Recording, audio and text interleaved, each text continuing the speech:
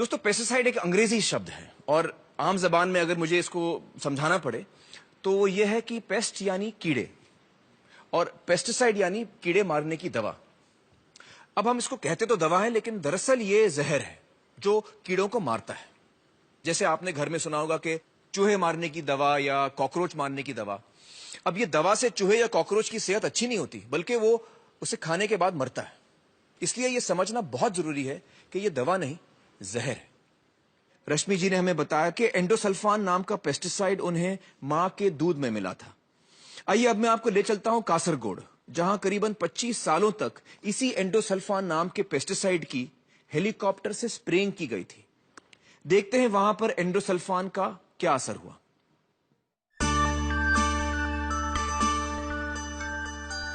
केरल को ईश्वर की धरती कहा जाता है। कुदरत ने इसे बेतहाशा खूबसूरती बख्शी है। केरल सरकार ने कासरगोड जिले की उपजाऊ जमीन पर काजू की खेती करना शुरू किया। सन 1976 से काजू के पेड़ों को कीट से बचाने के लिए एंडोसल्फान नाम के एक कीटनाशक का छिड़काव शुरू किया गया। कासरगोड जिले की 15,000 एकड़ जमीन पर हेलीकॉप्टर से ये जहर छिड़का गया। ईश्वर की धरती पर यह जहरीली बारिश लगातार 25 साल चली। लाखों लीटर एंडोसल्फान यहां की जमीन पर ही नहीं, लोगों की रगों में भी उतर गया। जिंदगी मौत से बदतर हो गई। 5,000 से ज्यादा लोग इस जहर से तबाह हुए। जन्म के 13 दिन बाद तक इसे वेंटिलेटर पर रखना पड़ा। हाथ पांव ने कभी काम किया ही नहीं। ये पहले देख सकता था, अब बिल्कुल नहीं। दर्दनाक मौत के खौफनाक मंजर, जिसे देखकर रूह कांप उठे। कासरगोड जिले के एक छोटे से कस्बे में पिछले 30 सालों से इस जहर से पीड़ित लोगों का इलाज कर रहे हैं डॉक्टर मोहन कुमार। विनाश के उस भयानक मंजर को इन्होंने अपनी आंखों से देखा है। डॉक्टर मोहन कुमार जी, बहुत बहुत शुक्रिया हमारे साथ जुड़ने का। डॉक्टर साहब, इस वीडियो में हमने बहुत ही दर्दनाक दृश्य देखे हैं और यकीन नहीं होता कि ऐसा भी हो सकता है। क्या वाकई वहां ये सब हुआ है? मैंने जब कासरगोड में डॉक्टरी शुरू की, तब मैंने देखा कि ज्यादातर सभी घरों में ऐसे पेशेंट थे जो एक लंबे अरसे से बीमार थे। क्रॉनिक पेशेंट्स थे। Cancer, neurological problem, cerebral palsy, दिमाग का लकवा, मानसिक बीमारियां, मिर्गी के दौरे, बच्चों में विकलांगता। एक दूसरी चीज, महिलाओं में मिसकैरेजेस यानी गर्भपात। ऐसा भी हुआ है कि एक ही महिला का 10 बार गर्भपात हो गया। 10 बार? कुछ तो यकीनन वहां पर गलत हो रहा था। इतनी बड़ी तादाद में इतने सारे बीमार लोग, और वो भी इतने छोटे से इलाके में। ये सभी मरीज 2 छोटी छोटी नदियों के किनारे पे बसे हुए थे, जहां पॉल्यूशन का नामो निशान नहीं था, कोई फैक्ट्री नहीं थी, किसी किस्म का प्रदूषण नहीं था। फिर इतनी बीमारियां क्यों आई, समझ में नहीं आ रहा था। तब मुझे अंदाजा ही नहीं था कि इस सब के पीछे एंडोसल्फान है। मुझे बताइए डॉक्टर मोहन, इस इलाके में कितने लोग इस वजह से पीड़ित हैं? कम से कम 5,000 से ज्यादा जेन्युइन केसेस हैं। 5,000? तो ये सब शुरू कैसे हुआ? 1976 से कासरगोड में हेलीकॉप्टर से ये स्प्रे होना शुरू हुआ। दरअसल स्प्रे करने के 15 दिन तक प्लांटेशन एरिया में पैर भी नहीं रखना चाहिए, यहाँ तक कि आसपास के रास्तों से भी नहीं गुजरना चाहिए। स्प्रेइंग के बाद? जी, स्प्रे करने के बाद आसपास के सभी रास्ते बंद होने चाहिए। ये सारे नियम उनके इंस्ट्रक्शन मैनुअल में लिखे हुए हैं। सभी नियमों को ताक पे रख के उन्होंने सन 1976 से सन 2000 तक लगातार बिना रुके जहरीला स्प्रे 25 साल? जी, 25 साल लगातार। तो लाखों लीटर स्प्रे हुए? हमारे कुछ वैज्ञानिकों ने हिसाब भी लगाया था कि 22 लाख लीटर एंडोसल्फान 15,000 एकड़ के ऊपर उड़ेला गया। जी जी। मुझे बताइए कि जब आपको समझ में आया कि ये सब पेस्टिसाइड की स्प्रेइंग की वजह से हो रहा है और आपने उनको बताया, ऑब्जेक्ट किया, तो उन्होंने क्या जवाब दिया? प्लांटेशन कॉर्पोरेशन ऑफ केरला, जो एक सरकारी कंपनी है, वो इसके लिए जिम्मेदार। वो ये स्प्रेइंग करवा रही थी। गवर्नमेंट ने क्या कहा आपसे? वो पुलिस को लेकर आए और जहां हम विरोध कर रहे थे उस जगह से हमें हटा दिया। पुलिस ने हमें वहां से भगा दिया। लेकिन ये स्प्रेइंग बंद हो गया? जी। तो फिर स्प्रेइंग क्यों बंद किया? कोर्ट के ऑर्डर से। अच्छा, कोर्ट ऑर्डर की वजह से बंद किया है। मैं तो यहाँ तक कहूंगा कि वो बहुत बदमाश लोग हैं। एक दिन 2 जीप भर के वो लोग मेरे क्लिनिक आए। कुछ 10-15 लोग थे, मेरे साथ मारपीट करना चाहते थे, मुझसे हाथापाई करने लगे। वो तो अच्छा हुआ कि जैसे ही गांव वालों को पता चला कि उनके डॉक्टर को गुंडे मारने आए हैं, तो 10 मिनट में ही सैकड़ों लोग वहां पर जमा हो गए। आपको बचाने? जी, मुझे बचाने के लिए।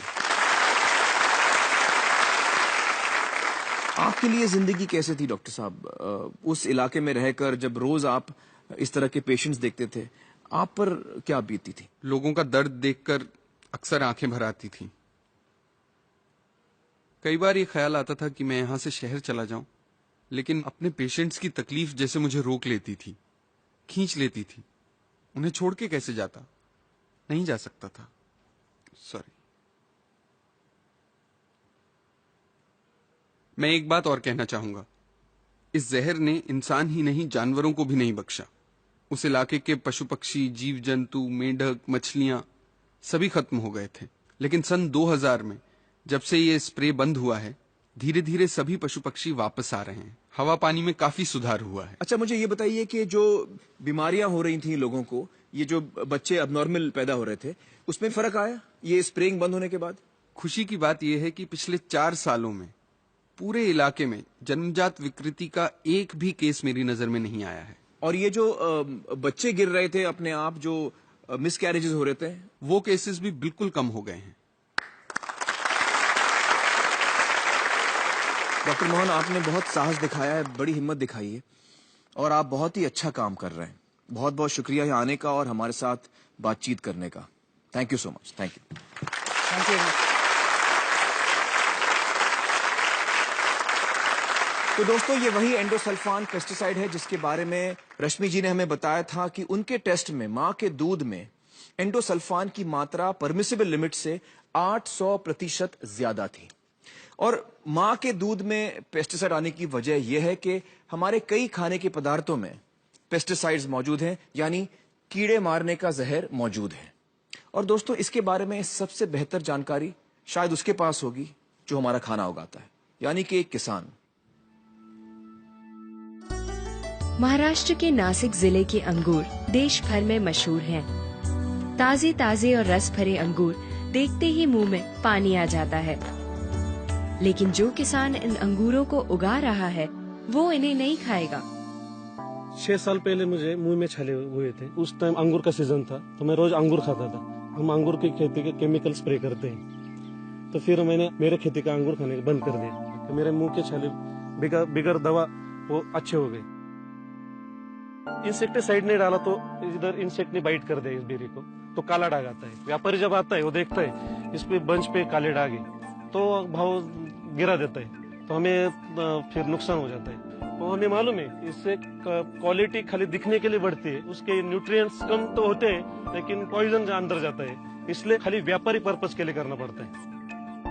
हमने अलग सी जगह खेती की, उसमें हमने बिगर केमिकल स्प्रे लगाए हुए सब्जी तैयार की और वही हम खाते हैं। फिरोजपुर पंजाब के सुरेंद्र राजपूत दुनिया भर को पेस्टिसाइड्स बेचने वाले खुद बिना केमिकल के खेती करते हैं।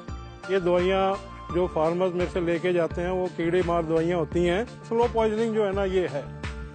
मैं अपने खेत के अंदर जो है ना इसका इस्तेमाल नहीं करता हूँ। ये मैं इसलिए करता हूँ ताकि हमारी जो है ना सेहत ठीक रहे, बॉडी के ऊपर जो है ना उसका असर ना आए। वलसाड़ गुजरात के नीलेश देसाई भी अपने और अपने परिवार के लिए अलग से अन्न उगाते हैं। मेरा एक खेत है, उसमें मैं एकदम देसी वो मेरे लिए रखा है मैं, और मेरा दूसरा जो खेत है उसमें मैं रासायनिक यूज करता हूँ। ये इसलिए ज्यादा